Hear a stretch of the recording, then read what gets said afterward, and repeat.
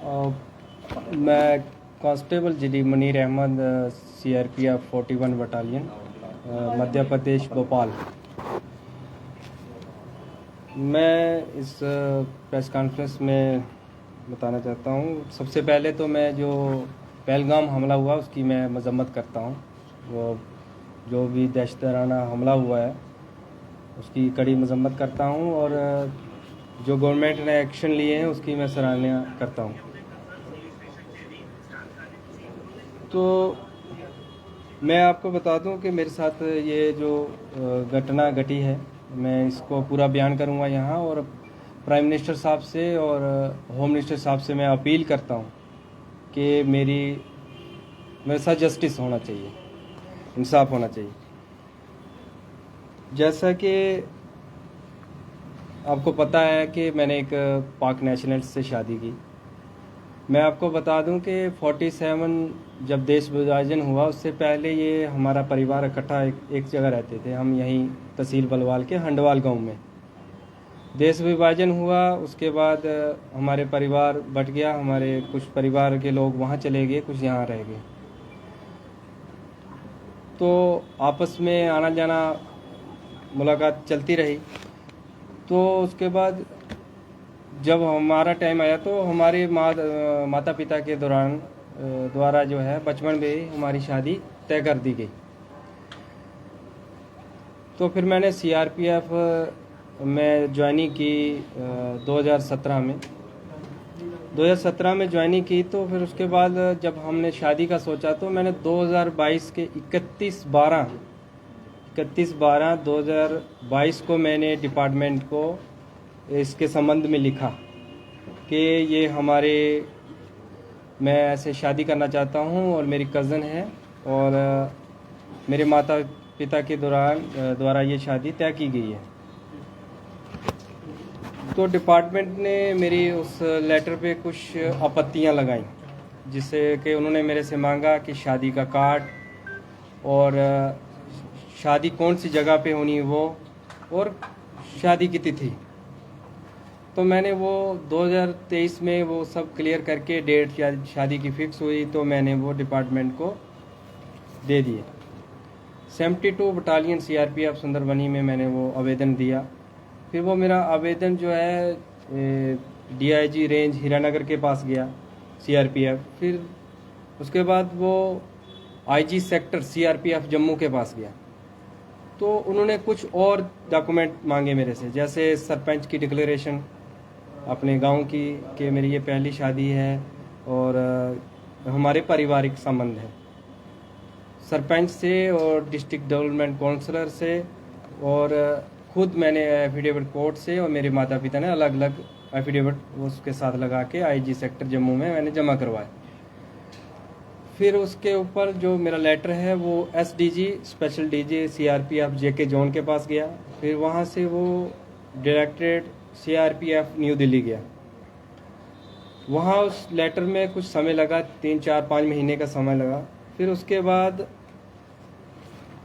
30/4/2024 को वहाँ से रिप्लाई आता है, ऑर्डर आता है कि हमने एजेंसियों के जो भी उनके संबंधित होंगे उनके द्वारा हमने उनकी सलाह ली कि इस केस को वेरीफाई किया। फिर उसमें उन्होंने बताया कि एक गवर्नमेंट सर्वेंट जो होता है 1964 के धारा 21(3) के तहत सरकारी कर्मचारी को अपनी जब वो किसी विदेशी से शादी करता है तो उसको अपने विभाग को या सरकार को सूचित करना होता है, इंटीमेट करना होता है। तो इसमें साफ लिखा है कि पूरी जांच पड़ताल के बाद ये पाया गया कि प्रार्थी ने डिपार्टमेंट को सूचित कर दिया है। यह लिखा हुआ, मैंने मार्क भी किया हुआ। ये डायरेक्टरेट DG CRPF दिल्ली का 30/4/2024 का लेटर है कि प्रार्थी ने सूचित कर दिया है।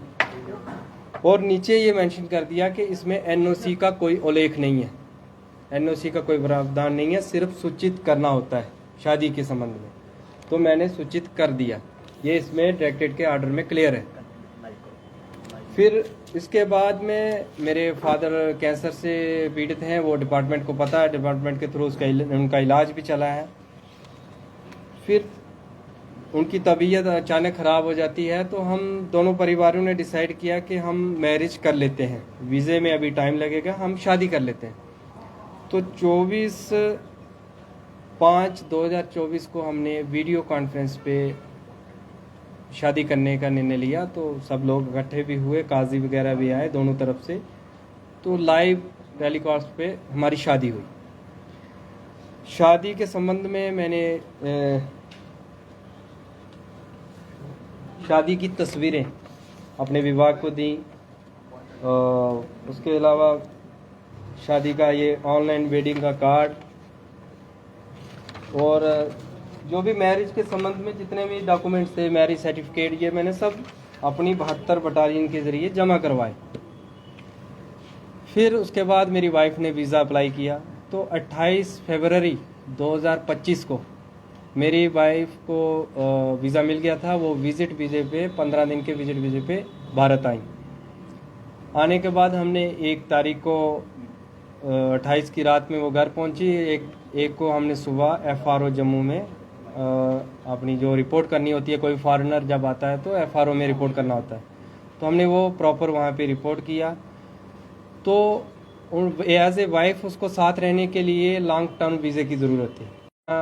जब किसी भारतीय से शादी करती है तो वो उस कैटेगरी में फॉलो करती है।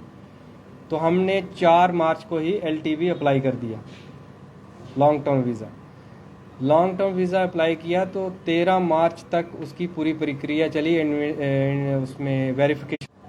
13 मार्च को, 14 को हमारा वीज़ा एक्सपायर होना था। तो हम LTV कैटेगरी में आ गए, हमें LTV में स्टे हो गया। उसके बाद हम LTV में रहते रहे। तो अचानक ये पहलगाम का इंसिडेंट हुआ, सरकार ने कुछ निर्णय लिए उस पर। हमें भी उस चीज़ का बहुत दुख है, मजम्मत करते हैं, हम उसके सख्त खिलाफ हैं। सरकार ने जो कठोर फैसले लिए हैं हम उसका समर्थन करते हैं। फिर अचानक से मुझे एक एग्जिट परमिट की मेल आती है, एग्जिट परमिट की एक मेल आती है। तो उसमें लिखा होता है कि आपको जो भारत से जाना पड़ेगा, आपका एग्जिट परमिट ग्रांट हो गया। तो मैंने जब बात की तो उन्होंने बताया नहीं नहीं, आप LTV में हैं। कुछ देर के बाद हमें एक मेल और आती है, ये 26 अप्रैल 2025 को 4:42 पे आती है, मेल आती है। इसमें लिखा है कि decision on your exit permit against application and cancelled, we are reexamining your case, कि हमें नहीं जाना है, आपके केस के ऊपर दोबारा देखा जा रहा है। और गवर्नमेंट ऑफ इंडिया का जो नोटिस आया, जो ऑर्डर आया था, जो ये वीज़े रिवोव का, वो ये है, उसमें क्लियर लिखा है गवर्नमेंट ने, ये सीरियल नंबर 16 वीज़े हैं। उसमें LTV एक ऐसा मात्र वीज़ा है जिसके ऊपर ये कोई भी डेडलाइन लागू नहीं होती। एग्जिट परमिट जो है, एग्जिट वीज़ा, ये सभी हैं, LTV वैलिड है। Issue of new visa allowed, new वीज़े जो मिलेंगे वो सिर्फ LTV को ही मिलेंगे। और ये ऑर्डर डेडलाइन जो है नॉट एप्लीकेबल, LTV पे ये लागू नहीं होती है, ये क्लियर था। हम इस दौरान हम रहते रहे। फिर 28 या 27 को हमें तहसीलदार की तरफ से एक नोटिस आता है विजिट वीज़े का, ना कि LTV का। LTV का उसमें कोई जिक्र नहीं है, विजिट वीज़े का आता है। वो लिखते हैं कि आपका विजिट वीज़ा 22 मार्च को ख़त्म हो गया है। हालांकि हमारा विजिट वीज़ा 14 मार्च को ख़त्म हो गया था, 22 को नहीं हुआ, 14 मार्च को ही ख़त्म हो गया था। तो हमने उस टाइम हमें जाने के लिए बोल दिया। तो हमने अपने एडवोकेट अंकुश शर्मा जी से बात की। तो हमने हाई कोर्ट से अपील की कि हमारे साथ ये LTV में आते हैं, हमने पूरी परमिशन से शादी की है, CRP को इंटीमेशन किया हुआ है, सारे डॉक्यूमेंट्स लगाए। तो हाई कोर्ट ने उसको सुना। ये उस टाइम सुना जब जम्मू से PCR से हमें रवाना कर दिया था अटारी बागा बॉर्डर के लिए। हाई कोर्ट ने सारी ये चीज़ें सुनने के बाद एक ऑर्डर निकाला, जिसके ऑर्डर के तहत उन्हें बाघा बॉर्डर से वापस हमारे घर लाया गया कि इनका जो ये केस है ये LTV में ही फॉलो करते हैं। जब घर आ गए तो कल अचानक मैंने कुछ सोशल मीडिया पे कुछ ऐसे न्यूज़ चैनलों में मैंने सुना कि CRPF जवान के खिलाफ कुछ एक्शन लेने वाली है, जवान ने कुछ वायलेशन की है। तो होते होते शाम के कोई 5:30-6 बजे कुछ 4 लोग डिपार्टमेंट के मेरे घर आते हैं। ये 41 बटालियन से आते हैं, कुछ जम्मू IG सेक्टर ऑफिस से आते हैं, CRPF बाण तालाब से। उन्होंने आके एक नोटिस दिया। जब मैंने उस नोटिस को पढ़ा, उसमें फर्स्ट पैरे में उन्होंने लिखा है कि जवान ने निकाह की सूचना डिपार्टमेंट को दी है। निकाह ही मैरिज होती है, मैं आपको ये क्लियर करता हूँ कि निकाह ही मैरिज होती है, वही मैरिज है। निकाह की सूचना दी है। उसके बाद वाइफ वीज़ा ख़त्म होने के बाद इलीगल तरीके से यहाँ रखा। हालांकि ये FRO की तरफ से हमें अप्रूवल है, जो कंसर्न अथॉरिटी है वीज़े की, और LTV में उन्होंने स्टे दिया और हाई कोर्ट ने इस चीज़ को माना है। और गवर्नमेंट ऑफ इंडिया की गाइडलाइन भी उस पर यही है, साफ क्लियर है, आप देख सकते हो। इस पर लिखा है नॉट एप्लीकेबल, इस पर लागू नहीं होता जो ऑर्डर निकला है LTV पे। तो उस ऑर्डर में मेरे पे लिख दिया ये सब कारण उन्होंने कि इन्फॉर्म नहीं किया। हालांकि मैंने जब मेरी वाइफ यहाँ आई, मेरे पास अभी भी प्रूफ है, व्हाट्सएप में है। मैंने 72 बटालियन में विजिट वीजे की कापियाँ, अपने निकाह सर्टिफिकेट, ये फ़ोटो, ये सब चीज़ें मैंने 72 बटालियन में भी जमा किए। तो 72 बटालियन में मैंने ये जमा किए थे। फिर उसके बाद जब मैंने 13 मार्च को LTV का मैंने प्रोसीजर जो मेरा कंप्लीट हुआ, मैंने वो भी अपने 72 बटालियन को LTV के लिए बता दिया कि मैंने LTV में स्टे कर रही है मेरी वाइफ। 2025 को मैं छुट्टी से रिपोर्ट करता हूँ। शिवखोड़ी रियासी में मेरी कंपनी थी 72 बटालियन की। वहाँ से फिर मैं हेडक्वार्टर जाता हूँ 25 मार्च को 2025 को। कुछ ट्रेनिंग के मामले में वहाँ भेजा गया था। तो 27 तारीख को अचानक सुबह, 27 मार्च को अचानक सुबह मुझे, हमारे मार्का होता है उसमें मुझे बुलाया गया डिप्टी कमांडेंट की तरफ से। तो मुझे बोला गया कि आपको ट्रांसफ़र कर दिया गया है 41 बटालियन भोपाल मध्य प्रदेश में, तो आपको वहाँ पे रिपोर्ट करना। तो मैंने वहाँ पूछा कि क्या कारण है। मेरा अभी 2027 में JNK का टेन्योर पूरा होना था, क्योंकि जो जवान छत्तीसगढ़ में पोस्टेड होता है तो वहाँ से उसे चॉइस मिलती है। छत्तीसगढ़ ऑपरेशन एरिया के बाद उसको चॉइस मिलती है कि आप कहाँ जाना चाहते हो। तो मैं छत्तीसगढ़ का टेन्योर काट के मैं चॉइस पोस्टिंग जम्मू में आया था। तो मेरा 2027 में ये टेन्योर कंप्लीट होना था यहाँ। तो मुझे अचानक कर दिया। मैंने कहा कि मैं DG साहब का इंटरव्यू लेना चाहता हूँ, क्यों ट्रांसफ़र किया जा रहा है। तो उन्होंने कहा कि नहीं, आपको अभी हमने आपका मूवमेंट ऑर्डर निकाल दिया है, आप चले जाइए, आप 41 में रिपोर्ट करिए, वहाँ से आप इंटरव्यू लीजिए। जब भी ट्रांसफ़र किसी जवान की होती है तो उसमें 15 दिन या 12 दिन का डिस्टेंस के हिसाब से JT टाइम मिलता है, जो जर्नी टाइम होता है कि उस 15 दिन या 12 दिन के बाद उसको वहाँ हाजिरी करनी होती है, रिपोर्ट करनी होती है। मेरे उस ऑर्डर के नीचे लिख दिया JT नॉट परमिटेड, कि इसको JT नहीं दी जाएगी ना। जब जाता है जवान उसको रेलवे टिकट मिलता है, उसको स्टेशन छोड़ा जाता है। मेरे साथ ऐसा बिल्कुल नहीं हुआ। लेकिन फिर भी मैंने आदेश का पालन करते हुए मैंने मूवमेंट ऑर्डर लिया, मुझे गेट से बाहर कर दिया। मैं यहाँ से निकला, मैं ठीक बराबर 29 तारीख को मॉर्निंग में 41 बटालियन भोपाल पहुँच गया। मैंने वहाँ जाके रिपोर्ट की। मैंने जाते ही फर्स्ट इंटरव्यू में डिप्टी कमांडेंट सर के जाते ही उसी दिन मेरा इंटरव्यू हुआ। मैंने वहाँ पूरी कहानी बताई, ऐसे मैंने शादी की, ये हुआ। उसके बाद मुझे ट्रांसफ़र कर दिया गया। तो मैं DG सर का इंटरव्यू लेना चाहता हूँ इसके संबंध में। तो उसके बाद CO सर का इंटरव्यू हुआ। तो CO सर ने कहा कि ठीक है, आप आवेदन दे दीजिए, आप CO साहब का इंटरव्यू ले लीजिए, और आपने शादी के संबंध में हमारी बटालियन को भी एक आवेदन दे दीजिए, ताकि हमारी बटालियन को, हमारे नया सेक्टर, नया जोन है, इसको भी आपकी मैरिज के बारे में इंटीमेट हो जाए। मैंने सारे डॉक्यूमेंट्स लगाए, डायरेक्टरेट का ऑर्डर लगाया सूचित होने का, मैरिज सर्टिफिकेट के सारे A to Z प्रूफ मैंने उसके साथ लगाए, और LTV का मैंने उसमें लिखा कि LTV का अप्रूवल के लिए MHA को किया हुआ है, जिसकी प्रक्रिया जम्मू FRO के द्वारा की जा रही है। उसमें मैंने क्लियर लिखा है, मैंने सूचित किया, वहाँ सबमिट कर दिया। और DG साहब का मैंने इंटरव्यू के लिए एक एप्लीकेशन दी वहाँ पे। DG सर के इंटरव्यू में मैंने वहाँ उसमें भी यही लिखा कि मैंने ऐसे ऐसी शादी की, ऐसे सूचित करके मैंने प्रॉपर चैनल फॉलो करके मैंने शादी की। और मेरी वाइफ जम्मू में है, मेरे पेरेंट्स जो हैं बीमार हैं, फादर कैंसर पेशेंट है, डिपार्टमेंट उससे पहले अवगत है, डिपार्टमेंट के थ्रू उनका ट्रीटमेंट मैंने करवाया है टाटा हॉस्पिटल मुंबई में। तो DG साहब के इंटरव्यू के मैंने एप्लीकेशन दे, मैं अभी मतलब उसकी अप्रूवल आनी है इंटरव्यू लेने के लिए। तो उस दौरान ये इंसिडेंट हुआ, गवर्नमेंट ने कुछ गाइडलाइन निकाली, तो मैं 6 दिन के लिए छुट्टी मैं घर आ गया। इसके संबंध में मैं घर पहुंचा, उसी दिन ये नोटिस 12 से हुआ हमारे साथ। तो हाई कोर्ट से अपील की, हाई कोर्ट ने हमारी बात को सुना, हमें रिलीफ दिया। तो फिर ये अचानक से 41 बटालियन की कमांडेंट सर की तरफ से ये लेटर कल मुझे रिसीव हुआ। उसमें उन्होंने इस चीज़ का उल्लेख किया है कि आपने डिपार्टमेंट को बताया नहीं, और उसी में एक चीज़ ये भी मेंशन की है कि निकाह के लिए बताया। निकाह ही शादी होती है, निकाह नामा ही मैंने उनको दिया है।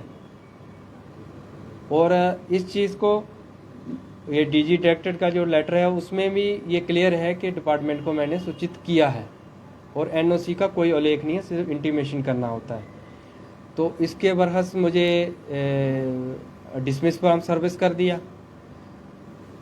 तो मेरी प्रधानमंत्री जी से और गृह मंत्री जी से अपील है कि मेरे साथ जस्टिस होना चाहिए। जब मेरे पास डॉक्यूमेंट कंप्लीट है, हर चीज़ मेरी प्रॉपर है, तो ऐसा क्यों? ऐसा क्यों? जी आगे का स्टेप क्या रहेगा आपका?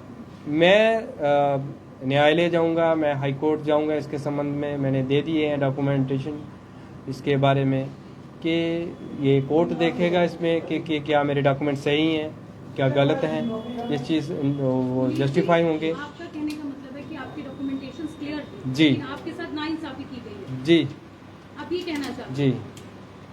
तो ये इस तरह से लॉन्ग टर्म जो वीजा अप्लाई किया था उसका अप्रूवल अभी तक नहीं आया था। नहीं, उसका जो प्रोसेस, जो उसका प्रोसीजर है पूरा, वो आप जब किसी विजिट वीज़े पे आते हैं तो आपको इन टाइम में उसको अप्लाई करना है, और उसका फाइनल स्टेप होता है इंटरव्यू। वेरिफिकेशन होने के बाद इंटरव्यू, और इंटरव्यू के बाद अप्रूवल के लिए भेज दिया जाता है। तो अप्रूवल में उसमें टाइम लगता है। लेकिन जब तक अप्रूवल नहीं आता तो क्या आपको राइट है कि आप जी जी कर सकें? जी जी, उसकी गाइडलाइन में है। LTV की जो गाइडलाइन है वो कोर्ट ने भी पढ़ी है, और जो आपने देखा होगा कि मैक्सिमम लोग जो अप्लाई किए हुए हैं मतलब प्रोसेस में, तो वो ये जो कंसर्न अथॉरिटी होती हैं ये पहले इन्फॉर्म कर देती हैं कि आप स्टे कर सकते हैं। इलीगल तरीके से आप ही बताओ कि कैसे रह सकता है इंसान, जब सब कुछ ऑन रिकॉर्ड है, जब आ रहे हैं तो कोई रह सकता है? ये बात है। तो आपको सर्विस से जो है डिसमिस कर दिया गया है। जी। तो इसके लिए आप क्या अपील करना चाहते हैं? नहीं, मैं प्राइम मिनिस्टर साहब से और जो भी संबंधित इसके मेरे अधिकारी हैं, मैं उनसे अपील करना चाहता हूं कि जब मैंने प्रॉपर 2022 से ही मैं इसके संबंध में मैं सूचना दे रहा हूं, और शादी से पहले भी मैंने सूचना दी, और शादी के बाद मैंने तमाम डॉक्यूमेंट्स मैंने डिपार्टमेंट को दी, तस्वीरें दी ऑनलाइन निकाह की, मैरिज सर्टिफिकेट दिया। और जो 41 बटालियन जो मेरे डिसमिस ऑर्डर निकाल रही है, उनके कार्यालय में मैंने पूरे विवरण से लिखा है कि मैंने 72 बटालियन में कौन सी डेट को कौन सा आवेदन दिया है, और उन आवेदनों की कापियां भी साथ में लगाई। जी, कारण क्या बताया गया आपको? कारण उसमें यही लिखा गया है कि इन्फॉर्म नहीं किया, और उसी में यह भी लिखा गया है कि निकाह के लिए इन्फॉर्म किया है, निकाह किया है। शादी के लिए इन्फॉर्म पहले पैरे में लिखा है कि इन्होंने शादी के लिए इन्फॉर्म किया है, दूसरे में लिख दिया है कि हमें इन्फॉर्म नहीं किया। कारण बताया गया कि राष्ट्रीय सुरक्षा के आपकी एक्शन लिया गया। नहीं, वो उस चीज़ को वो हो गया था, नहीं, वीज़ा ख़त्म कैसे हो गया जब हाई कोर्ट उस चीज़ को मान रहा है कि ये प्रोसीजर इनका सही है, फॉलो है, और उसका जवाब कंसर्न अथॉरिटी जो है उन्होंने डिपार्टमेंट को देना है, हाई कोर्ट को देना है। आप क्या चाहते हैं? मैं इंसाफ चाहता हूँ कि जब हमने शादी की है, एक हस्बैंड वाइफ है, एक लीगल तरीके से की है, अपनी कज़न है, मेरी अरेंज मैरिज है। मैं कल ही मैंने सोशल मीडिया पे देखा कि कुछ मीडिया चैनलों पे आ रहा है कि जी इंस्टाग्राम से मिल गए, फेसबुक से मिल गए, तो ये मतलब मिसगाइड किया जा रहा है हर जगह पे। तो मैं आपके माध्यम से ये क्लियर कर देना चाहता हूँ कि मेरी अरेंज मैरिज है, मेरी मदर के कज़न ब्रदर की बेटी है, तो ये पारिवारिक हमारे संबंध है और यहाँ से ही हमारा परिवार जो है ये पार्टीशन में बट गया था। तो ये चीज़ क्लियर कर दूँ और हमने पूरा इसको जस्टिफाई किया है। तो मेरी अपील है प्रधानमंत्री जी से कि इस चीज़ के ऊपर इंसाफ किया जाए और मुझे मेरी ये सर्विस जो डिसमिस किया है इसके बारे में भी पूछताछ की जाए कि क्यों किया गया है, मुझे दोबारा सर्विस में बहाल किया जाए और मेरी वाइफ का भी वीज़ा जो पेंडिंग है वो वीज़ा दिया जाए ताकि हम मियाँ बीवी एक साथ रह सकें।